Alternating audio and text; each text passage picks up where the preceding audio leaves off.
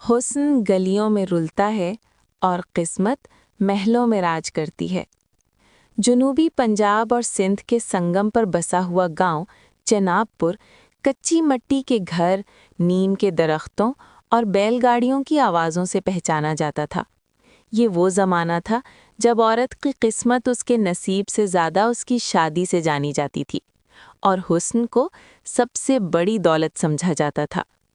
اسی گاؤں میں ایک غریب مگر باعزت کسان کی 2 بیٹیاں تھیں۔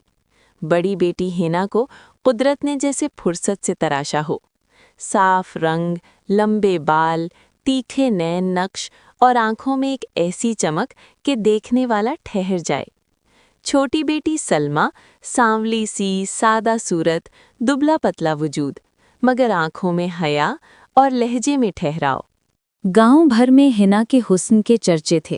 عورتیں حسرت سے دیکھتیں اور مرد نظریں چرا کر۔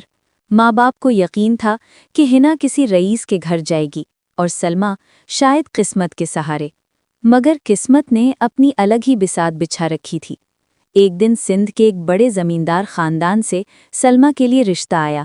لڑکا خوبصورت، شائستہ اور دولت مند تھا۔ سب حیران رہ گئے، سانولی سلمیٰ؟ مگر یہ سچ تھا۔ شادی ہوئی اور سلمیٰ محل نما حویلی میں بہو بن کر گئی۔ وہاں ریشمی لباس، چاندی کے برتن اور نوکروں کی قطار تھی، مگر سلمیٰ نے کبھی غرور نہ کیا۔ وہ آج بھی ماں باپ، بہن اور گاؤں کو یاد کرتی تھی۔ ادھر ہنا کے پیچھے رشتوں کی لائن تھی۔ اسی دوران ایک دن ایک اجنبی نوجوان گاؤں آیا۔ اس نے خود کو کراچی کے قریب کا تاجر بتایا۔ ریشم، مسالہ اور سونے چاندی کا کاروبار۔ باتوں میں مٹھاس، آنکھوں میں خواب اور زبان پر محبت کے وعدے۔ ہنا اس کی باتوں میں آ گئی۔ اس نے کہا، میں تمہیں شہروں کی ملکہ بنا کر رکھوں گا۔ شادی سادگی سے ہوئی اور ہنا اس کے ساتھ دور دوسرے شہر چلی گئی، سندھ کے ایک ویران کنارے پر بسے قصبے میں۔ وہاں پہنچ کر حقیقت کھلنے لگی۔ نہ کوئی تجارت، نہ دولت، نہ حویلی، ایک بوسیدہ مکان، نشے کی لت اور بدلا ہوا لہجہ۔ وہ شخص نہ صرف غریب تھا بلکہ ظالم بھی، ذرا ذرا سی بات پر مار پیٹ، گالیاں اور تذلیل۔ ہنا کا حسن اب اس کے لیے باعث رشک نہیں بلکہ شک کا سبب بن گیا۔ کچھ ہی عرصے میں اس نے ہنا پر ہاتھ اٹھانا شروع کر دیا۔ اپنے حسن پر مت اتراؤ، یہ جملہ ہنا کے دل میں تیر کی طرح پیوست ہو جاتا۔ ایک رات شدید جھگڑے کے بعد اس نے ہنا کو گھر سے نکال دیا۔ نہ زیور، نہ کپڑے، نہ سہارا، صرف آنسو اور ٹوٹا ہوا غرور۔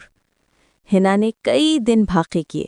آخر کار ایک گدھاگروں کی بستی میں پہنچی جہاں ایک مانگنے والا بوڑھا رہتا تھا، بابا خیر دین۔ اس نے ہنا کو بیٹی بنا لیا۔ دنیا نے اگر ٹھکرا دیا تو کیا، رب اب بھی دیکھ رہا ہے۔ بابا خیر دین مانگتا تھا اور ہنا نے بھی مانگنا سیکھ لیا۔ کچھ وقت بعد وہ شہر میں چوڑیاں بیچنے لگی، رنگ برنگی شیشے کی چوڑیاں جو وہ گلیوں میں آواز لگا کر بیچتی۔ ہنا جب شہر کی گلیوں میں چوڑیاں بیچتی تو مرد اسے للچائی ناپاک نظروں سے دیکھتے۔ او حسینہ، ذرا یہ چوڑیاں دکھاؤ۔ کوئی قریب آنے کی کوشش کرتا، کوئی ہنسی اڑاتا۔ ہنا نظریں جھکا لیتی، دل مضبوط کرتی اور بابا خیر دین کی بات یاد کرتی۔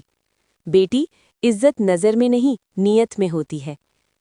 ایک دن شہر کے بازار میں سلمیٰ اپنی سہیلیوں اور خادماؤں کے ساتھ خریداری کو آئی۔ ریشمی لباس، سونے کے کنگن اور شاندار سواری۔ اچانک اس کی نظر ایک چوڑیاں بیچنے والی عورت پر ٹھہر گئی۔ دل کانپ اٹھا۔ یہ تو ہنا ہے۔ وہ دوڑی۔ باجی؟ ہنا نے سر اٹھایا۔ لمحے بھر کو وقت رک گیا۔ ایک بہن جو محلوں میں راج کر رہی تھی اور دوسری جو گلیوں میں حسن کا بوجھ اٹھائے کھڑی تھی۔ سلمیٰ رو پڑی۔ میرے ساتھ چلو، سب کچھ ہے، بس تم نہیں ہو۔ ہنا نے ہلکی مسکراہٹ کے ساتھ کہا، نہیں سلمیٰ، میں نے اب سیکھ لیا ہے۔ حسن اگر صبر کے ساتھ ہو تو گلی بھی عبادت بن جاتی ہے، اور دولت اگر غرور کے ساتھ ہو تو محل بھی قید خانہ۔ سلمیٰ نے ہنا کی مدد جاری رکھی، مگر ہنا نے اپنی محنت نہ چھوڑی۔ وہ چوڑیاں بیچتی رہی، بابا خیر دین کی خدمت کرتی رہی اور عزت کے ساتھ جینے کا ہنر سیکھ لیا۔